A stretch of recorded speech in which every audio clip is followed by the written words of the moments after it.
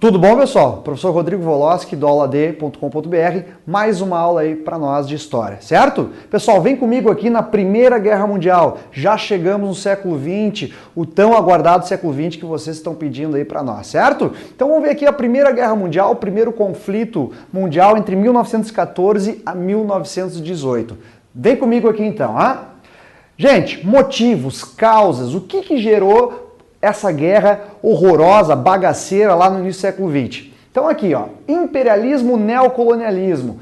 Gente, não esquece que o contexto histórico da Primeira Guerra Mundial, início do século XX, é a Segunda Revolução Industrial. Várias potências superindustrializadas.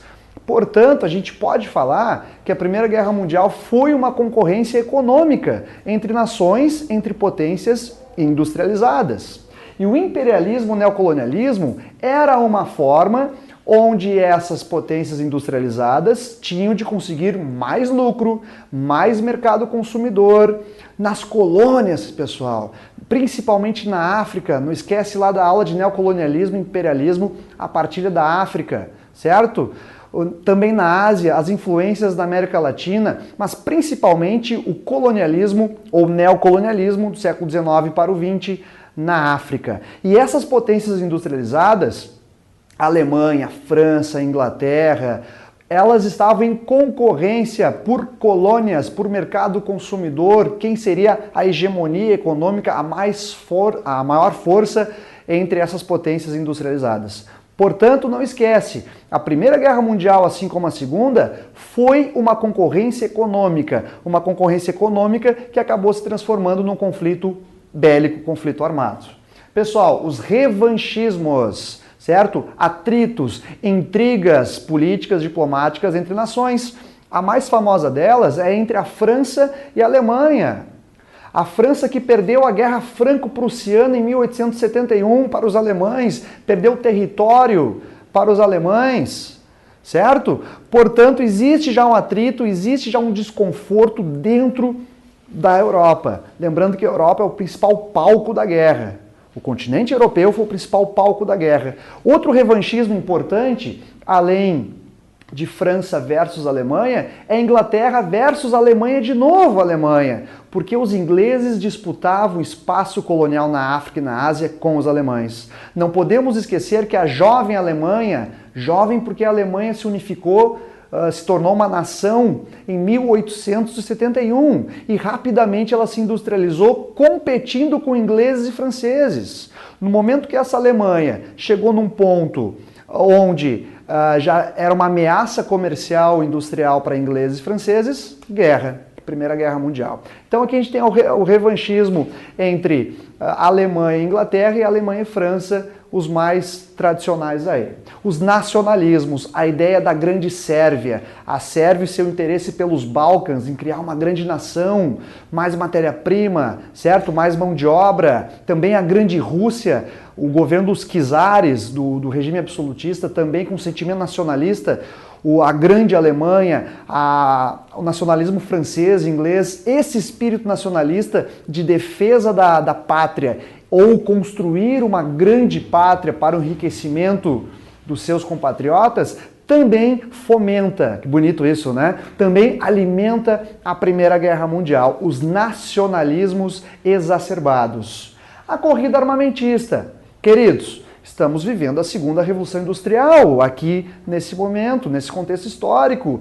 E a industrialização, ela serve para o bem, a tecnologia serve para o bem, mas também serve para o mal. E um exemplo disso é o armamento. A indústria estava bombando, a indústria estava construindo, formando muitas armas. Nunca antes o mundo tinha visto tanto armamento poderoso como aqui no início do século XX. E a indústria bélica precisa vender esses armamentos. O armamento serve para defesa, serve para impor respeito a um adversário, a um vizinho, enfim, e serve também para atacar. Lembrando que por trás dessa corrida armamentista, por trás de uma nação extremamente armada, bélica, existem os interesses políticos e econômicos, e isso a gente percebe claramente aqui na Primeira Guerra Mundial, certo? Então não esquece, as nações protagonistas da Primeira Guerra Mundial, armadas até os dentes, e essas armas precisavam ser usadas, utilizadas. Como?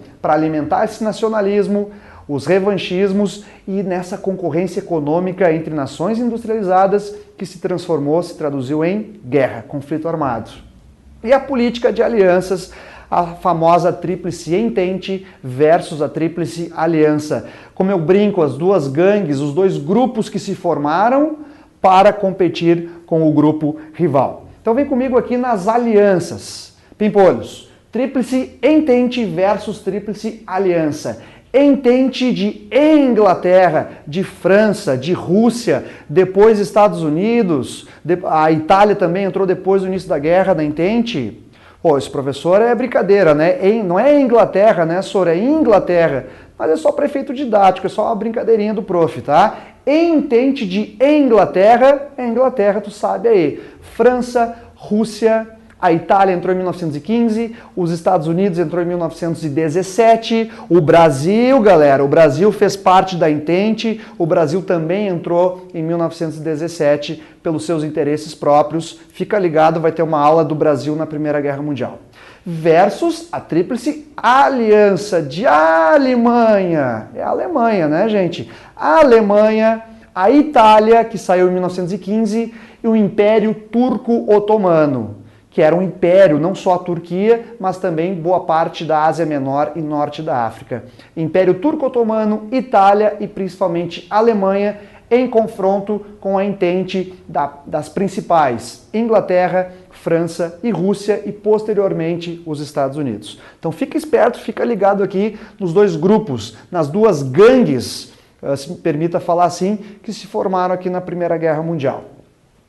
Queridos, as características do conflito. Olha o que o senhor colocou, potência bélica é justamente aquilo, a corrida armamentista, o impor respeito e depois avançar sobre o inimigo. E esse exagero de tecnologia bélica, agora aviões, navios, a metralhadora, extremamente potentes, destrutivas, elas foram usadas nessa Primeira Guerra Mundial, por isso que eu digo que a Primeira Guerra Mundial é uma guerra terrorista. Não bastava matar o soldado inimigo, tinha que aniquilar com a nação do inimigo. Tem que matar a criança, que é o soldado amanhã, tem que matar uma mulher, uma mãe, que ela é mãe de um soldado amanhã, e quanto mais tu destruir o teu inimigo, arrasar o teu rival, antes ele capitula, antes ele pede arrego, pede para sair, bandeira branca e é derrotado. É aniquilar não somente o fronte, os soldados inimigos, mas também a cidade, o campo, a indústria, o hospital, a escola, é aniquilamento. Por isso que nos resultados eu vou dizer daqui a pouquinho. 20 milhões de mortos em uma Europa, um continente europeu com cicatrizes profundas, certo? Muito bem. Então, é uma guerra terrorista. Lembrando que terrorismo não é coisa de árabe. Terrorismo é qualquer violência e morte contra a população civil. Muito cuidado com a palavra terrorismo, que às vezes leva o aluno a associar com o islamismo, que não tem ligação aqui com a palavra terrorismo em si. Terrorismo é violência contra a população civil. Cuidado com xenofobia e com intolerância religiosa, tá, gente? Volta para cá. As fases da Primeira Guerra Mundial. A Guerra de Movimentos, de 14 a 1915, onde as tropas se movimentaram, como diz o nome, nas fronteiras. Agora, o bicho pegou mesmo, né? A guerra, ela entrou numa fase extremamente destrutiva na fase das trincheiras. Olha aqui, ó, na imagem, as trincheiras, né? Aquela cova, aquele buraco ali no chão, entre 1915 a 1918, que é a fase mais destrutiva da guerra, que é o avanço das tropas sobre o inimigo, é onde a gente consegue perceber a violência de uma guerra como essa aqui, certo? A Primeira Guerra Mundial. Guerra Mundial, lembrando, porque houve participação não só daqueles principais países da Entente da Aliança, mas os seus aliados. Na América Latina, o único país que participou foi o Brasil, mas os Estados Unidos e o Canadá lá na América do Norte. As colônias na África e na Ásia acabaram se envolvendo também, junto com seus colonizadores, com seus exploradores europeus. Não esquece disso, por isso que ela é de caráter mundial, global. Mas os protagonistas são as nações europeias, os Estados Unidos e o Japão. Lembrando que o Japão era da Tríplice Entente, certo? O Japão não era aliado à Alemanha nesse período. O Japão estava junto do grupo da Inglaterra, da França e da Rússia e depois Estados Unidos. Fechado aqui as características, o importante, ó, o prof já disse e vou repetir, vem comigo. A Itália trocou de lado em 1915. A Itália saiu da aliança, saiu da parceria com a Alemanha e foi para a Entente. Foi para o lado da Inglaterra, para o lado da França. Por ganhos econômicos, queridos, por ganhos territoriais. Então, fica esperto. A Itália trocou de lado em 1915, saiu da aliança, foi para a Entente. Os Estados Unidos entraram em abril de 1917, no final do conflito. Bom, gente, mais do que o ataque alemão a navios americanos, nós temos que lembrar que os Estados Unidos eram grandes parceiros comerciais da Inglaterra, da França, e quando os Estados Unidos percebe que os seus parceiros, seus íntimos na economia estavam em desvantagem, poderiam perder a guerra para uma nação que crescia muito rápido, que era a Alemanha,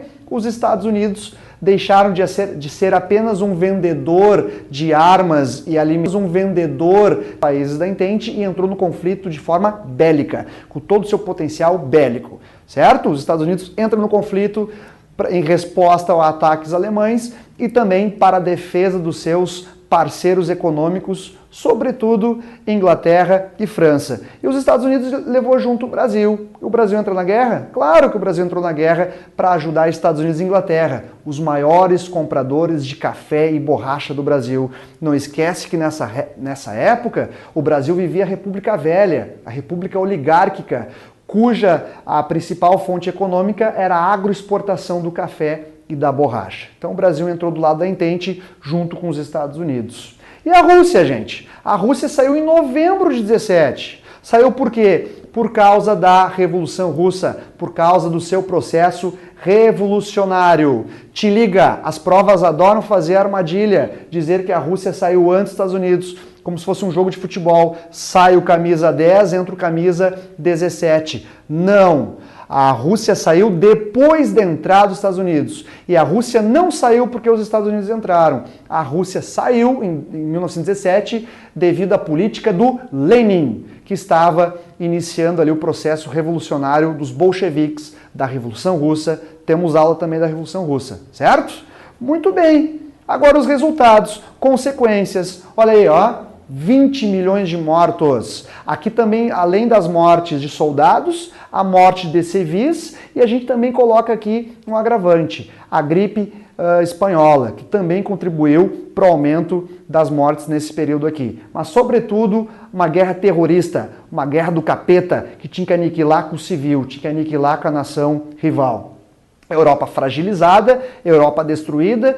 A Europa foi o principal palco da guerra, o continente que se dizia, o que se diz, o berço da verdadeira cultura, a cultura modelo do planeta, é o continente que promoveu, que foi o protagonista aí do conflito mundial, do conflito Primeira Guerra Mundial aqui. Uma Europa fragilizada e dos resultados, dos reflexos dessa Europa sequelada é a alimentação de nacionalismos como nazismo, fascismo, certo? Segunda Guerra Mundial não demora para acontecer. Estados Unidos agora é a nova potência. Se a velha Inglaterra está em frangalhos, está com sequelas do conflito, fica para os Estados Unidos o título de hegemonia. O que é hegemonia? Isso, a mais forte, a líder do comércio e da industrialização mundial. Os Estados Unidos, a partir do final da Primeira Guerra, se tornaram a maior potência do mundo. E o Tratado de Versalhes em 1919, onde o principal aí do Tratado de Versalhes foi a paz dos vencedores, paz entre aspas, porque os países da Entente aniquilaram com a Alemanha, a derrotada Alemanha, onde a Alemanha perdeu territórios, teve que pagar indenização de guerra, os alemães perderam colônias, acesso ao mar, suas tropas reduzidas e também perderam o direito de fabricação de armas. A Alemanha ficou destruída, a Alemanha ficou endividada na miséria, e isso faz entender o porquê depois surge um senhor chamado Hitler, um partido extremista chamado nazismo, que desperta nos alemães o sentimento de nacionalismo, de revanche, vamos voltar a ser o que éramos antes da Primeira Guerra Mundial. Então o nazismo é consequência também da Primeira Guerra Mundial. Certo, pessoal? Então aí fica esses resultados. Não coloquei aqui, mas um resultado importante é que a América Latina, em especial para nós o Brasil, se industrializou durante e pós Primeira Guerra Mundial. O Brasil teve um boom industrial na década de 1920. Por quê? Europa destruída, o Brasil já não tinha mais acesso a produtos que tinha antes, teve que alimentar, teve que desenvolver os seus parques industriais e também o Brasil ganhou alguns mercados consumidores importantes até devido a essa destruição do palco da guerra à Europa. Certo, galera? Muito obrigado pela atenção de vocês, sucesso, até a próxima. Tchau, tchau!